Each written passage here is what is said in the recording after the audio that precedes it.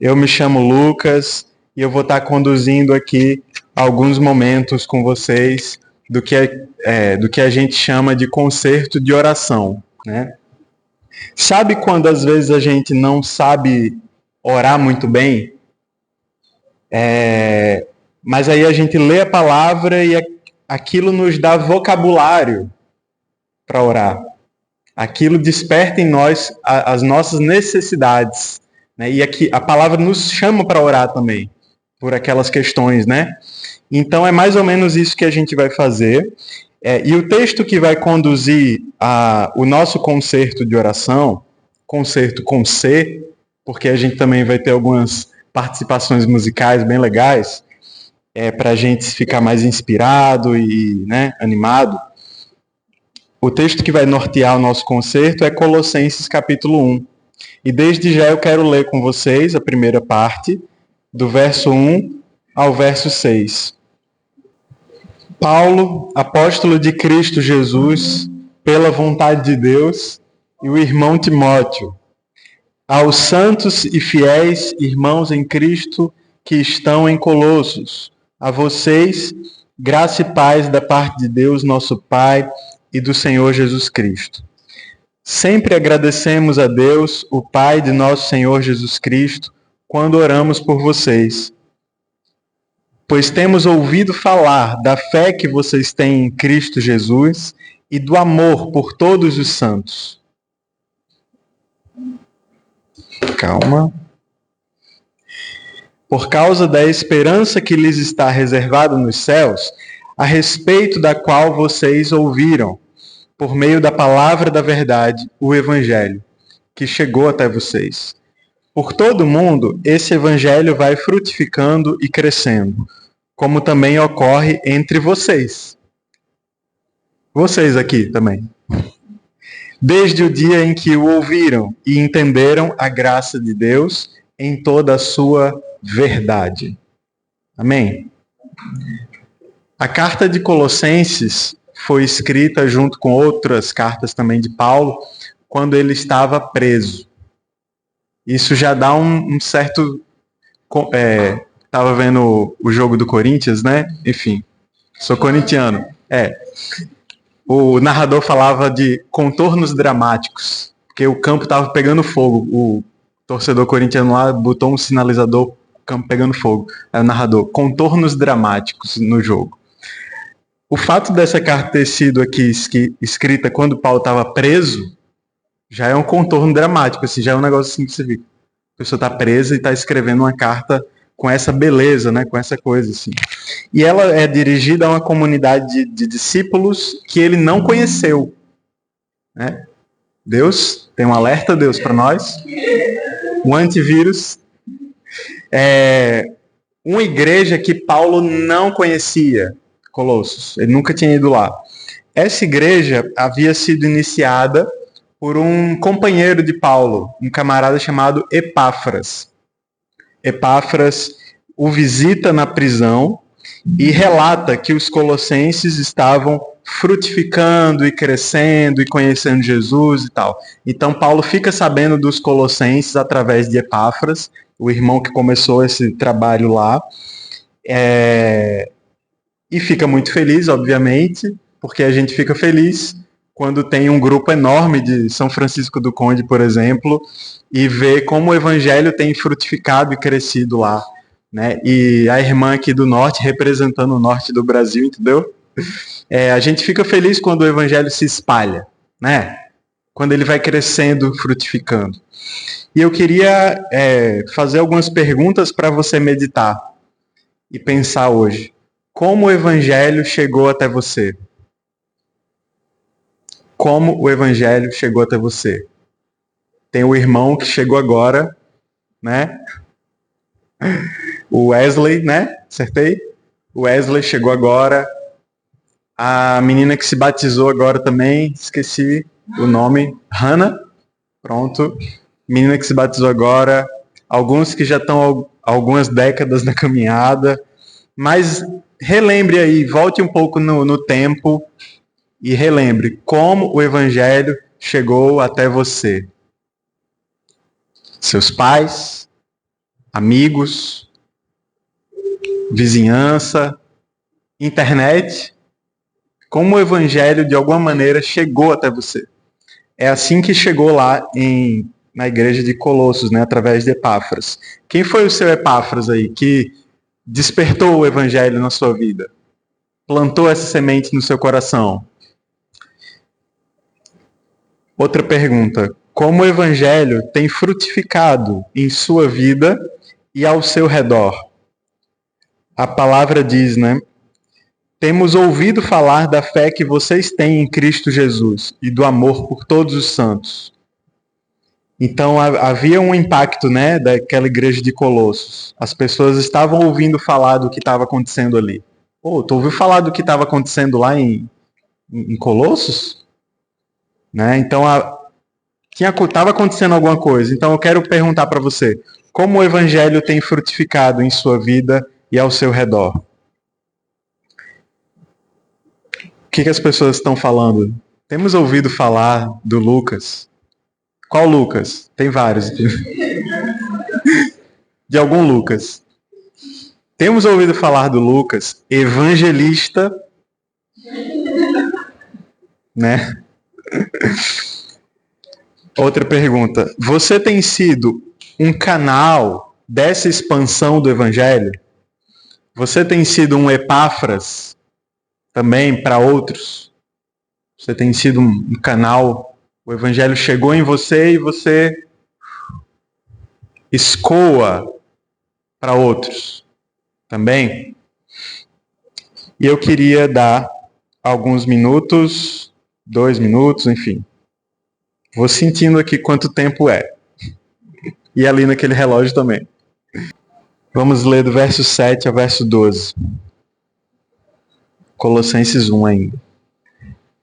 Vocês o aprenderam de Epáfras, nosso amado cooperador, fiel ministro de Cristo para conosco, que também nos falou do amor que vocês têm no Espírito.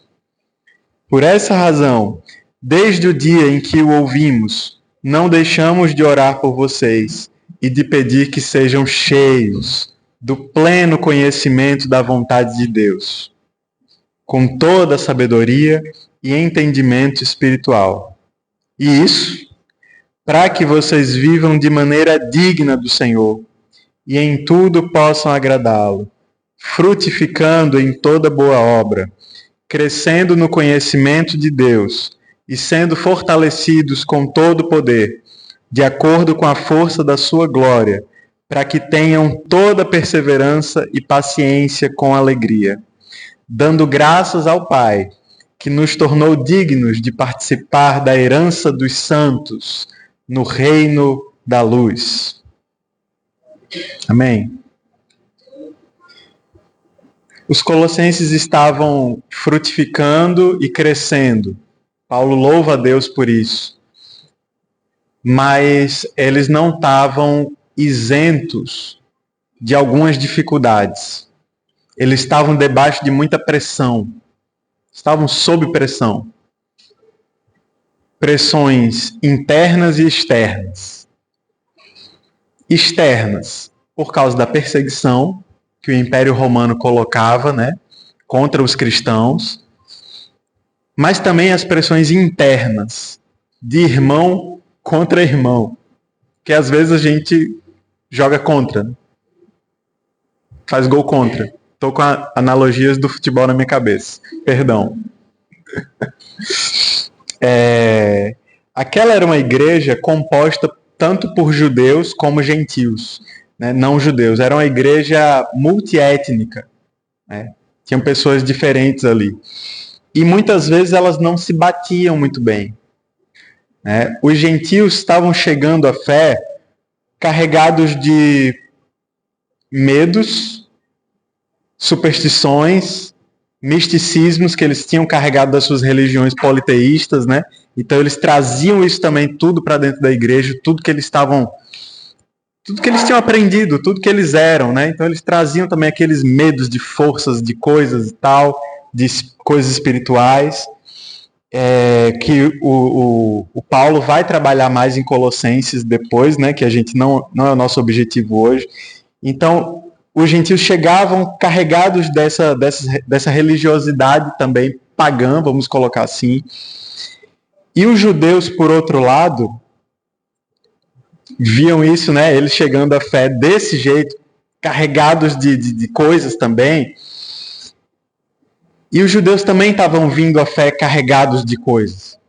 Estavam vindo também a fé no Messias carregados daquele legalismo, né? Ué, por que você come porco, menino?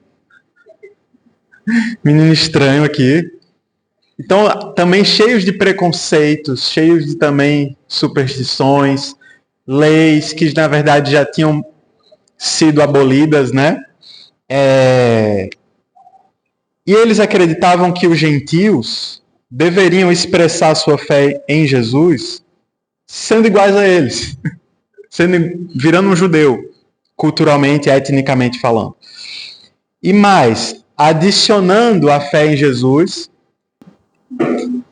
os judeus acreditavam que os gentios deveriam expressar a fé em Jesus, adicionando a essa fé traços do judaísmo, tais como a circuncisão, a obediência à lei, né?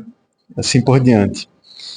E então, numa igreja composta de judeus e gentios, você imagina a natureza do conflito, né? Ia dar briga, teve muita briga. Uma das primeiras brigas da igreja foi essa, né? E junto a isso, o Império Romano, né? Esperando o momento para perseguir essa igreja, tentando se unir, né, ali nas suas diferenças e também levando pancada do Império Romano. Pressões internas, de irmão para irmão, e pressões externas também.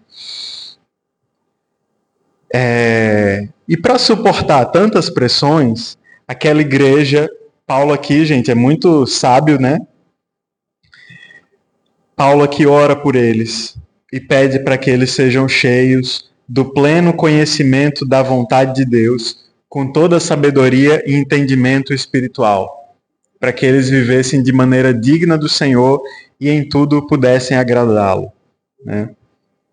Aqueles irmãos, tanto os gentios que chegavam com muitas crenças, né, em outras forças sobrenaturais e até em outros deuses, sendo Jesus mais um, né, daquela lista, ou os judeus que queriam crer em Jesus, mas também acreditavam que essa fé não era o suficiente. Você precisava fazer várias coisas ali para o Pai te aceitar, né? Esses irmãos precisavam amadurecer o seu conhecimento na palavra. E Paulo ora por isso, com relação a eles. Aqueles irmãos precisavam ser fortalecidos com o poder de Deus. Quando você está fortalecido com o poder de Deus, você não tem medo de outras forças, de outros negócios, né? De outros deuses. Você está fortalecido com o poder de Deus. Então eu queria que você refletisse aí no seu lugar também. Quais pressões você tem sentido hoje na sua vida? Internas ou externas também? Que pressões você tem sentido na sua vida hoje? Que pressões estão sobre você hoje? Cadê o irmão que está terminando o TCC? A gente vai orar por você, irmão. É um tipo de pressão, né? Bem... bom... Como o seu corpo está? Como o seu corpo está reagindo a essas pressões? Meu corpo ele tem um idioma próprio também. Quando eu estou antes de uma coisa importante, eu sinto muita tensão aqui e aqui. Nesses dois lugares aqui. Trapézio, né? Cadê? Fisioterapia, trapézio aqui, tá. E aqui, velho, entendeu? Eu vou passar mal, então, antes dessa vigília, agora não, agora eu já estou de boa, mas antes E essa semana, no final de semana passado, eu fiquei muito mal, né, de vomitar, de tudo mais. Meu corpo reagiu a um nervosismo, não por causa de hoje exatamente, mas pelas muitas pressões, assim, né, dessa viagem e da vida, né. Como é que seu corpo reage a essas pressões da vida? Cada corpo reage de um jeito, né, mas eu queria que você pensasse um pouco. Como isso está te afetando hoje para essa vigília? E que áreas que você sente que ainda precisa crescer no seu conhecimento de Deus? Né? Paulo responde a essas pressões, a maneira como Paulo responde a essas pressões da vida e da igreja é através do remédio da palavra de Deus. Né? Então, que áreas você sente que ainda precisa crescer no conhecimento de Deus? Então, são essas duas perguntas aí principais, né? Que pressões você está sentindo hoje? Como é que seu corpo está? Tá tudo bem aí? E que áreas você sente que precisa crescer no seu conhecimento? Mas aí agora eu queria que você compartilhasse com a sua dupla. Escolha uma pessoa aí que está do seu lado, ou atrás de você, ou na sua frente. Não deixa ninguém sobrar, tá? Aqui ninguém sobra. Vamos ler do verso 13 ao verso 20. A gente acabou de cantar essa passagem. Pois ele nos resgatou do domínio das trevas. Ao pessoal que chegou depois, estamos lendo Colossenses 1. Agora do verso 13 ao verso 20. Pois ele nos resgatou do domínio das trevas e nos transportou para o reino do seu Filho amado, em quem temos a redenção, a saber, o perdão dos pecados. Ele é a imagem do Deus invisível, o primogênito de toda a criação, pois nele foram criadas todas as coisas, nos céus e na terra, as visíveis e as invisíveis. Sejam tronos ou soberanias, poderes ou autoridades, todas as coisas foram criadas por ele e para ele. Ele é antes de todas as coisas, e nele tudo subsiste. Ele é a cabeça do corpo, que é a igreja. É o princípio e o primogênito dentre os mortos, para que em tudo tenha a supremacia. Pois foi do agrado de Deus que nele habitasse a plenitude, e por meio dele reconciliasse consigo todas as coisas, tanto as que estão na terra quanto as que estão no céu, estabelecendo a paz pelo seu sangue derramado na cruz. Deus decidiu nos perdoar, mesmo com as nossas pressões todas, né? Mesmo com as nossas rebeldias. A gente falou das pressões que outros podem exercer sobre nós, mas às vezes a gente que exerce sobre os outros também, né? E quando a pessoa tóxica é você, o que a gente faz? E quando a pessoa da relação abusiva é você o abusivo?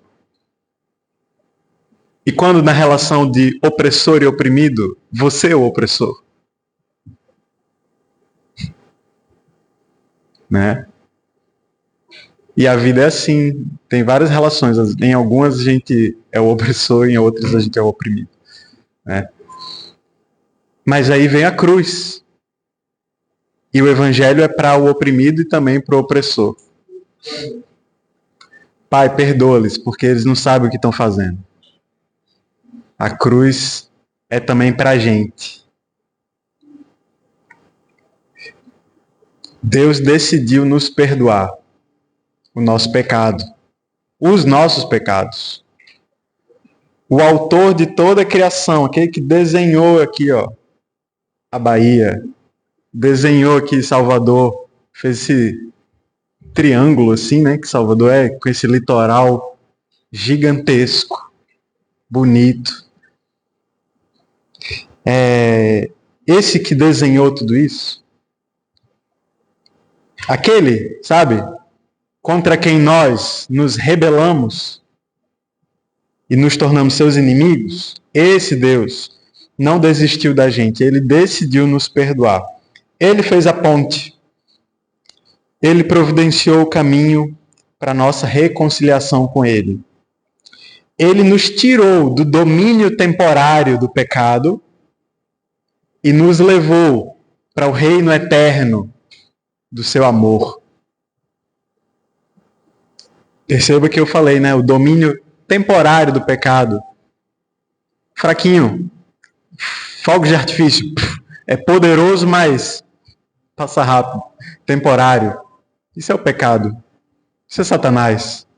O poder dele é fogos de artifício. Pá! Acabou. O reino do Filho do Amor é eterno. Amém? E ele fez transporte. Vem cá, não é por aí não. E Jesus não é outro Deus. Ele não é mais um Deus também. Paulo deixa claro aqui. Ele tem a mesma identidade do Pai. É o mesmo e um só Deus. Ele é a perfeita imagem de Deus. Estava lá desde o princípio, criando Salvador. Ele é anterior e superior a todos esses seres que às vezes a gente tem algum medo, né? O que Paulo está dizendo é, gentios, vocês não precisam ter medo. Que isso, gente? Não precisa ter medo de fantasma, gente. Estou falando de Cristo para vocês. Vocês têm Cristo dentro de vocês. E ele é anterior e superior a todo ser. Ele que criou todas as coisas e a todas sustenta até hoje. Ele é o criador e o mantenedor de tudo. Tronos, soberanias, poderes, autoridades. É até engraçado que eu falei de fantasma, porque Paulo fala das coisas visíveis e invisíveis. Visível, César. Perseguição, espada, cabeças rolando por aí. César também não tem nenhum poder. O poder dele é, fogos de artifício. É forte, faz barulho, mas em um segundo passa. César não tem nenhum poder comparado a Cristo. Amém? Fantasma também não. Algumas coisas para a gente refletir. Cristo tem sido verdadeiramente o centro da sua vida? Ele tem tido também a supremacia na sua vida? O que ainda falta você submeter a Ele? Reconhecer que Ele é Senhor desse aspecto da sua vida também. Que outros tronos, soberanias, poderes ou autoridades podem estar assumindo o papel de Senhor da sua vida? Que outras coisas podem estar ali disputando ou tentando disputar seu coração com Cristo? É isso que vocês devem refletir agora.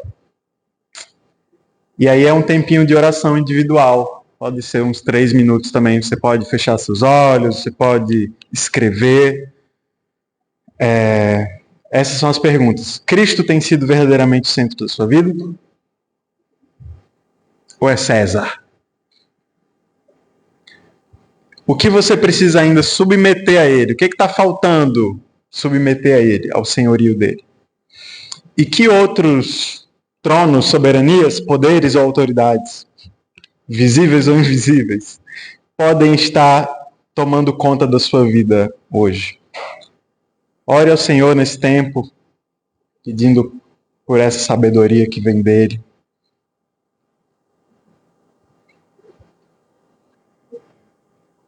Pois ele nos resgatou do domínio das trevas e nos transportou para o reino do seu Filho amado, em quem temos a redenção, a saber, o perdão dos pecados.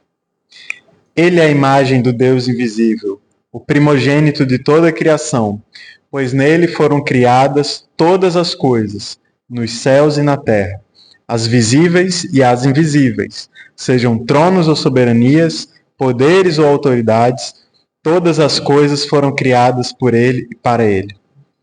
Ele é antes de todas as coisas, e nele tudo subsiste. Ele é a cabeça do corpo, que é a igreja. É o princípio primogênito dentre os mortos, para que em tudo tenha a supremacia. Pois foi do agrado de Deus que nele habitasse toda a plenitude. E por meio dele, reconciliasse consigo todas as coisas, tanto as que estão na terra, quanto as que estão no céu, estabelecendo a paz pelo seu sangue derramado na cruz. Verso 21. Antes vocês estavam separados de Deus, e em suas mentes eram inimigos por causa do mau procedimento de vocês. Mas agora, ele os reconciliou pelo corpo físico de Cristo, mediante a morte, para apresentá-los diante dele santos, inculpáveis e livres de qualquer acusação, desde que continuem alicerçados e firmes na fé, sem se afastarem da esperança do Evangelho, que vocês ouviram e que tem sido proclamado a todos os que estão debaixo do céu. Esse é o Evangelho do qual eu, Paulo, me tornei ministro. Agora me alegro em meus sofrimentos por vocês e completo no meu corpo o que resta das aflições de Cristo em favor do seu corpo, que é a igreja.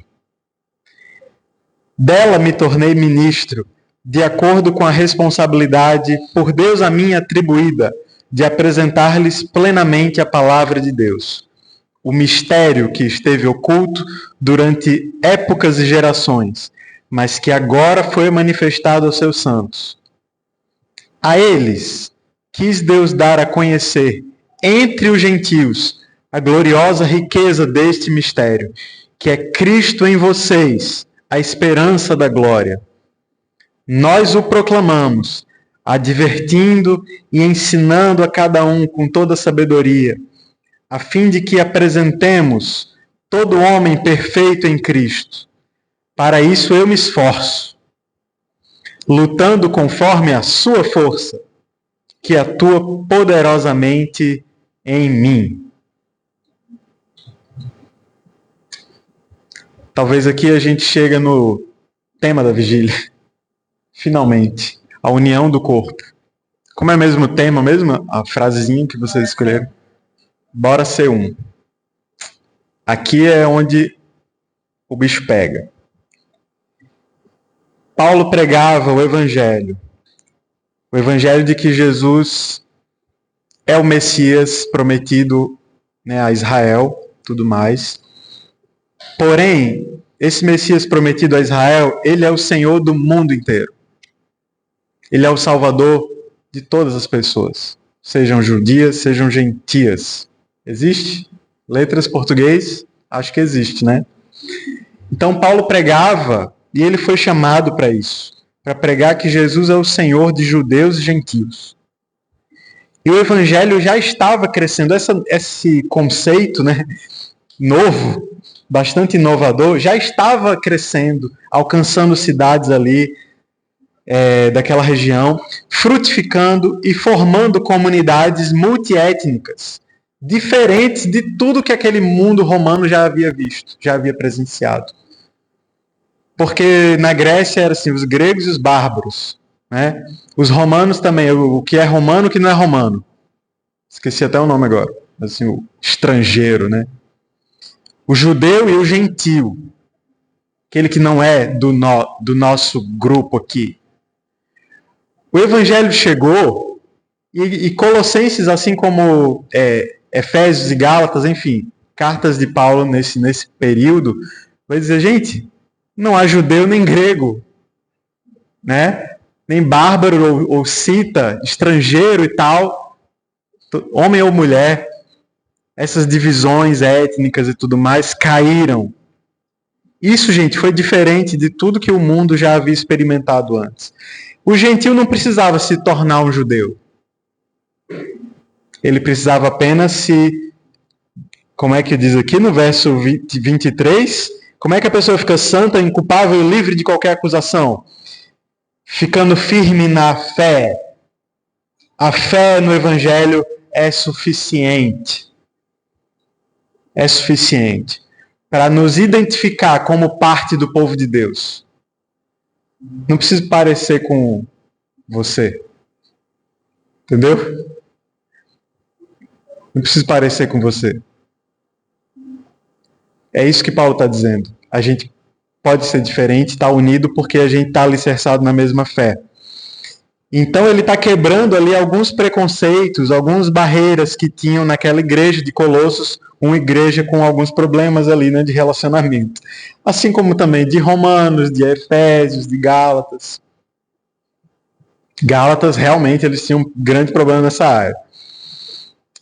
E o que resolvia esse problema era justamente o mistério do Evangelho, né? Cristo em vocês, a esperança da glória. Cristo veio para vocês. E aí ele meio que abre assim para os gentios, né? Os judeus já tinham até entendido que Cristo, o Messias, já tinha vindo para eles. Para a gente já sabe, né? Mas os gentios precisavam ouvir isso. Cristo em vocês também. Então, judeus e gentios são um só povo, reconciliado com o Pai através de Cristo. Reconciliados com o Pai através de Cristo, nós também nos reconciliamos com o nosso irmão. Né? Quem tem Deus como Pai não pode escolher o irmão que tem. Então, se Deus chamou Júlia de filha, eu não posso querer ficar negociando com Deus. Não, Deus, ela não é minha irmã, não. Deus chamou ela de filha. Deus adotou. Sua opinião não importa. É a opinião de Deus que importa, né? Então é aí que a gente chega no tema da vigília, da união do corpo. Porque o objetivo do Evangelho não é meramente a nossa reconciliação com Deus. Não é isso, não é só isso. Cristo veio reconciliar consigo todas as coisas. Não é só você com Deus. Ó a ousadia, né? Cristo veio aqui morrer por mim para me reconciliar com Deus. Não é só você. Ele veio reconciliar todas as coisas. Tanto as coisas que estão no céu, quanto as coisas que estão na terra. E você, por acaso, está aqui na terra, né? Então Deus está reconciliando você também. Mas é você com a sua família. É você com a criação de Deus, com as árvores, né? Se você está brigado com alguma árvore, faça as pazes. Porque Deus quer reconciliar todas as coisas. Ele quer trazer amizade entre todas as coisas. Entendeu? Ele quer ligar todas as coisas. Se tem alguém brigado com alguma árvore aí, gente, por favor, né? Vamos fazer as pazes. Vamos plantar árvores. Abraçar as árvores. Porque reconciliados com o Pai, a gente também está reconciliado uns com os outros. A gente também está reconciliado com a gente mesmo. Olha que doideira, porque às vezes a gente não gosta da gente. Né? De várias maneiras diferentes, como isso se expressa, né? E aí Deus vem e olha, você é meu filho. Reconcilie com você mesmo. Se reconcilie com você mesmo. Então, aqueles irmãos, eles precisavam estar cada vez mais unidos, independente das suas diferenças étnicas, religiosas, de origem, né, familiar e tudo mais. E Paulo, gente, essa mensagem era muito forte, tá? Essa mensagem, talvez hoje ela ainda é forte, né? Mas naquela época ela era muito, assim, única, né? Muito inovadora, assim. E Paulo foi muito perseguido por causa do peso dessa mensagem. Tinha judeu que não gostava dele, porque ele estava falando isso, mexendo nos preconceitos. Tinha gentil que não gostava disso. O Império Romano também. Então ele era perseguido de todos os lados. Mas ele se alegrava nisso. Eu me alegro nos meus sofrimentos. Porque ele sabia que sofrer é parecer com Jesus. Né? Ele diz, cadê o verso 24? Completo no meu corpo o que resta das aflições de Cristo. né? Ele sabia que sofrer é parecer com Jesus, é estar identificado com o sofrimento de Jesus. Aquele irmão que não está sofrendo ao pregar o evangelho, está perdendo uma coisa muito importante, um privilégio muito importante. Ou aquele irmão que acha que a igreja não vai sofrer, que a igreja deve estar blindada dos sofrimentos desse mundo, blindada, sei lá, até juridicamente falando. A igreja tem que passar assim, ó, pregando sem ninguém dizer nada.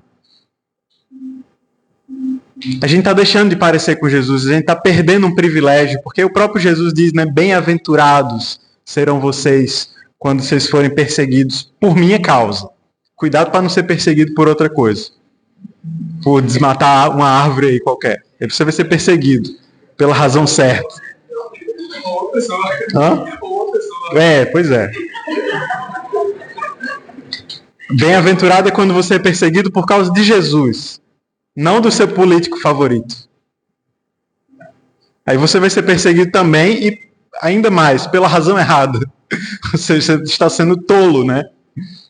É o caminho do tolo isso aí. Então, aquela igreja de Colossos precisava estar unida, porque eles estavam sofrendo bombardeios de várias frentes, né? Eles precisavam estar unidos. E nós também, a gente precisa estar unido.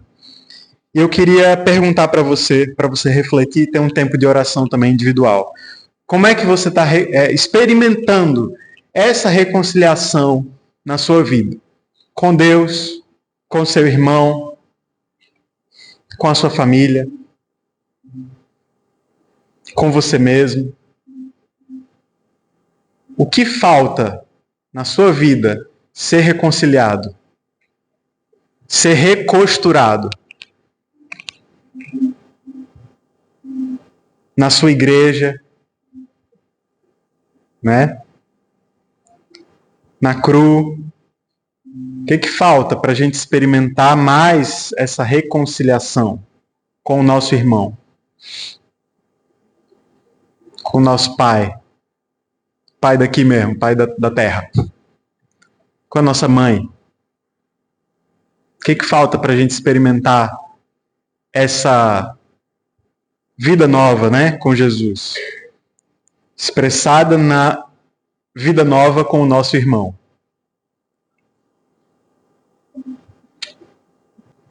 De vocês. Mas agora, ele os reconciliou pelo corpo físico de Cristo, mediante a morte, para apresentá-los diante dele, santos, inculpáveis e livres de qualquer acusação. Desde que continuem alicerçados e firmes na fé, sem se afastarem da esperança do Evangelho, que vocês ouviram e que tem sido proclamado a todos os que estão debaixo do céu. Esse é o Evangelho do qual eu, Paulo, me tornei ministro. Agora me alegro em meus sofrimentos por vocês e completo no meu corpo o que resta das aflições de Cristo em favor do seu corpo, que é a igreja. Dela me tornei ministro de acordo com a responsabilidade por Deus, a mim atribuída, de apresentar-lhes plenamente a palavra de Deus. O mistério que esteve oculto durante épocas e gerações, mas que agora foi manifestado a seus santos. A eles quis Deus dar a conhecer entre os gentios a gloriosa riqueza desse mistério. Cristo em vocês, a esperança da glória. Nós o proclamamos, advertindo e ensinando a cada um com toda sabedoria, a fim de que apresentemos todo homem perfeito em Cristo. Para isso eu me esforço, lutando conforme a sua força, que atua poderosamente em mim.